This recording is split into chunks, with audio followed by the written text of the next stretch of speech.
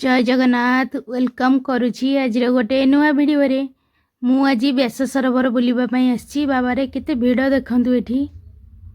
प्रत्येक वर्ष भली ए वर्ष मध्य भौम्य एकादशी ठारू आरंभ होईछि व्यास सरोवर मेला, जहाँकि 11 दिन धरी चलिबो। जनवरी 29 तारिख रो यह आरंभ होई फेब्रुआरी 8 तारिख पर्यंत चलिबो व्यास सरोवर मेला। लोक माने एठाकू ठाकुर दर्शन करबा सह मेला भी बुलुछंती। चलित वर्ष बेस धूमधाम पालित हेउची सरोवर महोत्सव।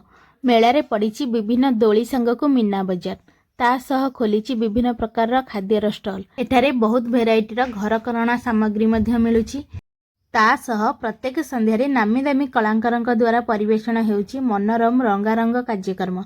एहा हेउछि व्यासनगर ऐतिहासिक मेला। आपण माने मेला देखिबाकू आसिलेन ना नाही?